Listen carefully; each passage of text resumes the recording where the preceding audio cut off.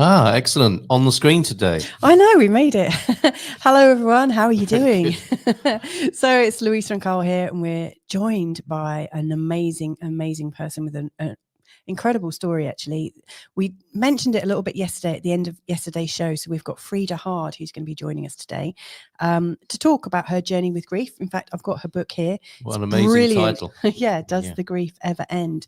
And so, yeah, this is I think a really, really important session that we're going to have. And if you've got any questions at all, feel free to, send your comments in, because I think Frida is really, really interactive and she's got lots and lots to share. So should we bring her on? Absolutely. Yeah. Just a quick good morning to Viv, who's joining us. Do what Viv did and say hi to us in the chat, if you will. Yes, say hello. And hello, hola, bon dia from Portugal to Frida. Hello, Frida. Lovely to meet you. Hello, nice to meet you. Thank you for having me. Oh, you're so welcome. We've met before, haven't we, Frida? And so I can share right now that Frida is joining us from Stockholm in Sweden. So our guest list on the show is spreading far and wide. Yeah, we need a map in the studio. We don't do. we? With the pins on where people are. How is Stockholm today? It's sunny. It's a little bit cold. It's chilly. It's like April should be in Sweden right now. So well, that's reassuring. It's good. Yeah. That's really good. Okay, so we've got a lot to cover, I think, haven't we? Because this is such a big subject, the subject of grief. And we've been in communication about this for a while, and you sent me a copy of your book a while ago, and I've been reading it, and this way through. It's I'll talk about the book in a minute, but I mean it's incredible. It's really, really helpful, almost like a journal.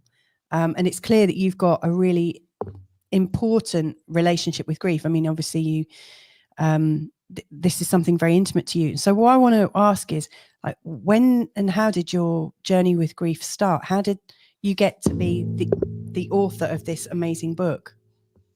Thank you, Louisa. Well, it started almost 13 years ago now. I described myself as the happiest girl alive. I was newlywed to my husband, Jimmy, and our son, Einar, had just turned 1. And then Jimmy died in an accident. I was at home. Jimmy was away for a weekend with friends, and I was at home. Einar was sleeping on the bed, and I couldn't get hold of Jimmy.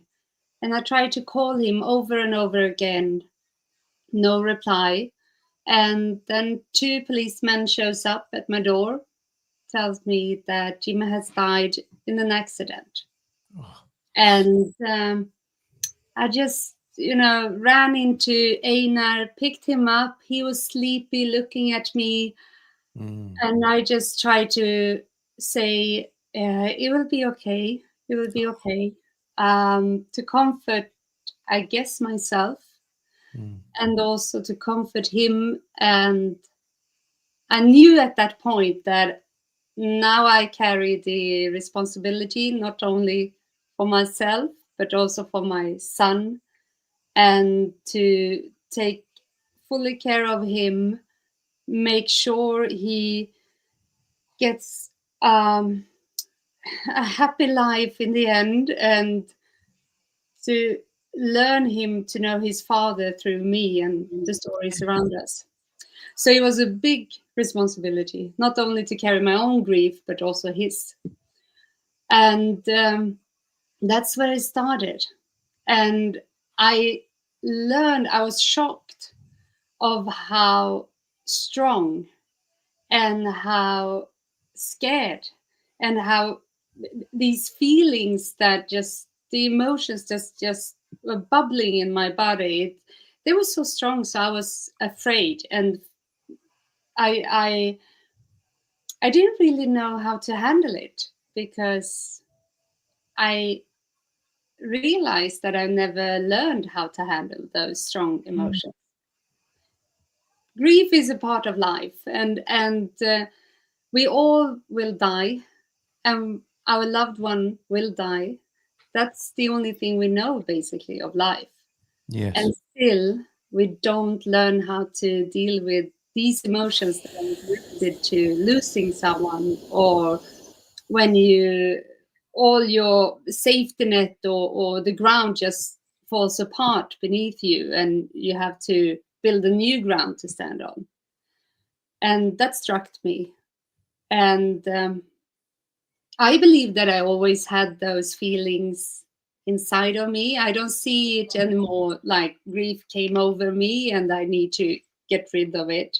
I see it like grief and the feelings connected to grief has always been available in my body.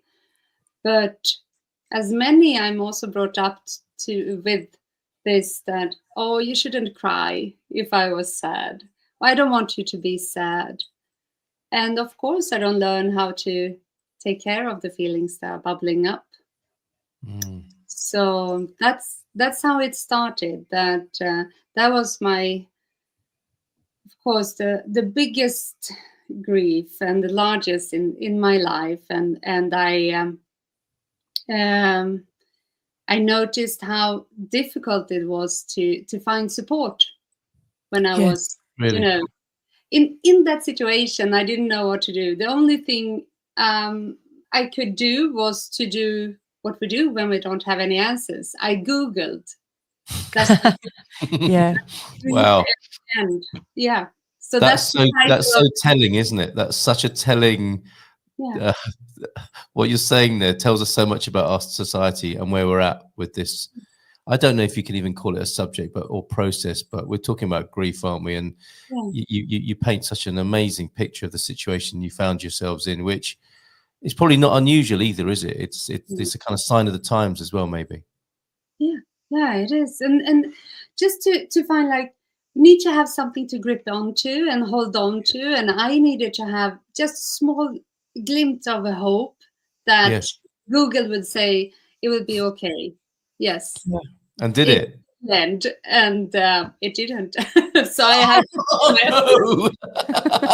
no, that's not what we wanted to hear.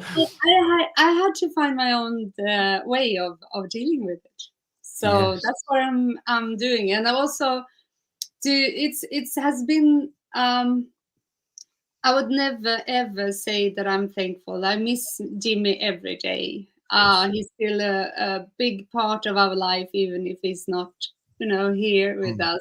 But I'm grateful for the things that I have learned. And I want to do the best and take care of and share as much as I can for the things I learned, because I wish that if I look at Einar today, he's 13. He has never had one lesson in school about grief. No. I didn't. I think no one has. And that is such a shame, I think, because it's a subject or feelings that we need to just learn how to handle and meet. We will all meet someone who's grieving. We have so many kids that are, family are splitting up, or they are moving, or they're having a tough time, and just to talk about and listen to those feelings instead of saying, don't cry. I believe it could help so many. And yeah, absolutely. And we have some comments coming in already. Frida, funny how we look to a computer to solve the problems. It's the way of our times, isn't it? Yes. Catherine, appreciating you being here. Excellent, honest truth, 100% there. And Viv, helped me unpack my grief for Audrey. Bob, my nearly 12-year young daughter, 10 or 11 years after she departed, we have no upbringing in handling grief. So thank you, Bob. Can we come back to that? You say, your son it's not been mentioned in school ever. You had the same experience, and I think we can all say the same thing. When you say, what we're talking about there in school, is that in the broadest sense of losing people and what comes up and death itself? Is it all of that you see as missing from our society and our education? No, I think it's basically I see grief as an everyday thing that we have every day, not only by losing someone or going through someone's death and to deal with. I see it as to have the feelings that I see packed in grief, like fear, yes, and anxiety, and anger or frustration, and also the restlessness sometimes could be grief that is showing up in the form that you just have to do things all the time, and you can't really relax because it's an itchy feeling inside that you don't know how to handle. And so I think it's important to broaden grief and not only talk about death and when it comes to losing someone, but also if a parent loses a job, or if you're in a place where you don't feel safe, it can come with those feelings that I connect with grief, like fear and anger. And that's what I needed to do. I wanted to have something that it's tangible, that I could, a feeling that I knew from before, like anger and fear, and just to unpack it in my grief and look at, okay, I'm super worried about taking care of my son. I'm super scared that I won't be enough. I'm super scared that I won't be able to provide for him and for us. And just to make those small sayings, or to let it out, or to speak to someone about it, it helped me to process it so much. And I think for kids in school, going back to your question, is like just to try to unpack those feelings that they are carry, and also to open up so they can meet if a friend is losing someone, or if a friend is going through a tough time, to ask, how are you feeling, to meet, because that's one thing. We are lousy of meeting someone who's in grieving. Yeah, and I realized that the mistake I made in a way in asking you that question, it's not a subject, is it? It's a reality. So how do you do it? And that's what we do at school, isn't it? We turn everything into subjects such that we can deliver, what you're supposed to know about something. And this is not a subject. This is a reality of life, isn't it, that we're talking about? Yeah, it is. And it's just a part of life. It's part of love. Grief is a part of love. It's just another part of it, and other feelings. I think it's super important to highlight and to open up, because it doesn't have to be difficult, or so difficult that we imagine it is. You don't have to come with solutions. You don't have to fix someone who's grieving. You don't have to take care of them in that way, because it's not dangerous to grieve, and nothing that is wrong that needs to be fixed. It's just to listen and to show that we are safe right now. Just open up, and I will listen. Wow. Thank you for being here. Just to say this. We've got quite a few comments coming in. Lots of people obviously have their, we all have our own relationships with grief. Donna Marie, who we've had on our shows before, Donna Marie has worked with lots of people with adoption, and she's saying grief therapists were helping adoptees when there were no therapists for adoption trauma. We've got Catherine here who's sharing. I can't bring it up for some reason. Why is that not coming up? We can read it. As a published author, says Catherine, my next novel will address grief not just pain, there it is, sorrow or loss. However, has to also consider lessons learned or how we express grief as part of life, as you said there, Frida. Remember, all things are impermanent. We are all just passing through. And also, as you said, grief is love. I love this, says Donna. So how? Sorry, I'm monopolizing. No, Frida, no, it's fine. I'm kind of pleased, actually. I knew you'd hit it off. What was the most surprising thing that you've learned on your journey with grief? What? What's I think intensity. How do you say that? The intense feelings that they could be so strong that it could actually make your body ache. I was really surprised that my whole body had this achy feeling weeks after. I was surprised on how some of my friends that I thought would step forward when I lost Jimmy didn't know how to be around me when I was in my deepest grief. But I was happily also surprised of how others that I didn't expect to step forward and help me really took on the responsibility on just showing up and showing me and Einar so much love. So it goes both way. I did lose some friends, but I also gained a lot of friends. I was surprised on how little we speak about grief, how little support it was to find and to. I thought it was so, since it was something that is part of life. You expect that it was there is a safety net in society to catch you when you fall, but at least here in Sweden we don't have anything that is like focused on grief in that way, not yet. So yeah, I'm sure you're playing your part to have that change. Yes. And your book is a massive part of that. And it is interesting. You mentioned Sweden, and these things are cultural in many ways, aren't they? Because it's how we've grown up, and it's what our expectations are, and then our expectations are challenged massively, destroyed, really, aren't they? It comes from thinking a certain thing and having that not be the case, or something entirely different that you weren't expecting become your reality. And it's funny that when you mentioned Sweden and you're there in Sweden, in the rest of Europe, I think, and other parts of the world, people think the Scandinavians have this incredible, cool and considered, rational relationship to death, but not this part of it, you're saying? No, maybe to death, but maybe not with the grieving people around them. Yes, okay. I guess that's the problem. And I think that we are very afraid of stepping into someone else's space and to disturb.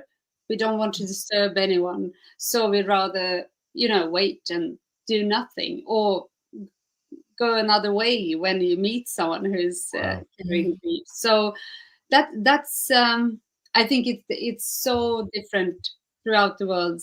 I guess many other cultures are better to to connect within the family, to help each other and so on. And but here we are very afraid of disturbing, and so we are holding back. Incredible. It's interesting what you were saying about disturbing. If you can bring up Sarah's comment. And another cultural reference here, right? And yes. How ill-equipped we are. So Sarah says, I went to a counsellor for my grief. She was so distraught by the session, I felt bad for her and I didn't go back. Sarah. Bless you, Sarah. Yeah, yes. Yeah. Because again, whilst you're in your own grieving process, you might also be caring for other people grieving with you. Yes. What occurs to me is grief. I mean, like when we mention grief, mostly we assume that somebody has passed away, that we've lost somebody important to us. But people go into grief for all sorts of reasons, like outside of death as well, which I guess is why both you and Carl are saying it should be something that is taught and shared. I mean, everyday grief, I think, is like, I mean, I remember grieving for almost years actually after a breakup. I look back now and think I'm not going to do that like that again. But there's so many different ways we grieve. And and connecting to what you said there, Frida, as I understand it, it's a big part of it. There is the moment and the cause, but what really seemed to surprise you was the intensity of the emotions and feelings that came. That's a very big part of it as well, isn't it? There is obviously what causes that and having to face the fact and reality of life, but things then that we weren't expecting around that, and perhaps you might want to say more about that. The absence of people being able to handle that, who are your friends and helpers, and how we're alone with that. And you know, from a practical point of view here today, you know, we're hearing people's stories, and as soon as you start to talk about it, people share, don't they? People share their experience. And that's apart from the usual conspiracy or neurosis of we don't talk about that until we absolutely have to. And then when we absolutely have to, we find that we're ill-equipped, as you say, to deal with all sorts of aspects of this. How do we begin that conversation? How do we begin the conversation? Full stop. What is it you've seen from this amazing perspective of being in this position and writing the book, and you know, having a really beautiful view and sense of this? How to start is to be vulnerable and to show and to share. And I think that because what I see and what I also learned myself was when someone else is telling a story about grief or about the feelings that connected to grief, it opens door to someone else's own grief.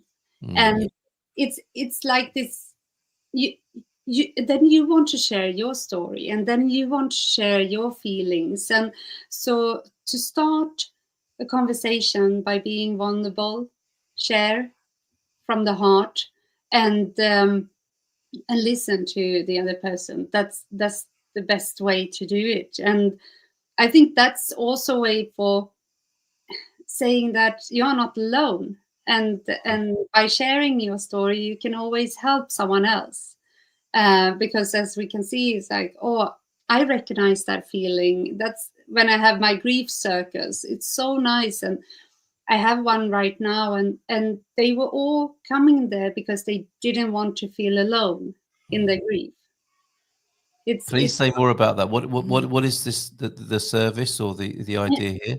It's a circle. It's a meeting. So we meet up 5-6 people, and I guide them through basically my book and the questions that I have there almost. And then we give the opportunity to share and to meet in grief.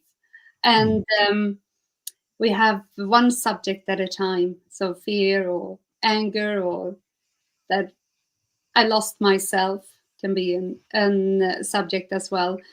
And when we started, I asked why they were coming and what they were looking for. And that was from everyone. I don't want to feel alone in my grief. I want to connect with others. And that says so much. I think that it is a lonely feeling, because you don't have to be alone, but it's your experience. It's yours, so it is yours only. And of course you can feel lonely there, but just to open up and share, then you recognize that, okay, I'm not a weirdo. It's everyone else is feeling almost the same. I have the same experiences. So I think we all win if we are there to be more vulnerable, more open, share. That seems to be a really key thing. The honesty and vulnerability is so powerful, isn't it, for us humans? And I don't know if it sounds a bit weird, but that's the gift ultimately that people who've been in this situation have for the rest of the world, I think.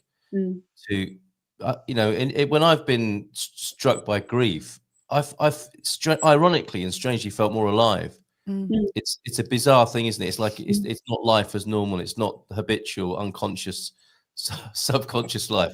Life gets very real very quickly because of, you know, how you're thrown into a situation. And the sense I got is that people do their best to help you. And it's like, you know, and that's really beautiful and lovely that people are like that. But in a way, there's a reciprocal, isn't there? It's like, you know, you're in a position of real life and honesty and vulnerability, which I think is a gift to the world going about its business. You know, you're thrown out of that, aren't you, for a moment, and there you are able to offer that. That's true. And also I see it like, if you ask for help when you are in grief, you give another person a gift. You give them a gift, an opportunity to help you. because people they like to help, they like to support, they want to help, and very many, and so, but we need to feel also open to ask, can you help me with this? I need your help, and not trying to fix everything yourself, and also to offer help, and not saying, hey, call me if you need me, because you need someone almost all the time, but be a little bit precise and say, I come with some food around 7. I put it outside your door. Take it, and you don't have to open if you don't have energy enough to do so. So just offer help and ask for help. Very good. Yeah, Bob's got a very wonderful comment here. I still find it difficult supporting someone grieving. I do recognise, I'm sure other people will as well, Frida. It's like, you know where I am if you need me. Okay, bye. Take care. It's like reverse out of the place. Other than listening, Bob says, other than listening. Well, I mean, and that's a great gift, isn't it, Bob? Possibly because I didn't know how to handle mine. And that's very honest as well, isn't it? That's generally, I think, where people are coming from. They just don't know what to do. It's not like they know what to do and they're not giving it. It's just they don't know how to do it. Everyone's thrown into the same sort of shock, aren't they? Yeah. Sorry, I might. No. May, I mean, because we're running out of time here, and maybe you'd like to come back and talk some more another time. I'd love that. I certainly would love that. And you can get to ask a question then.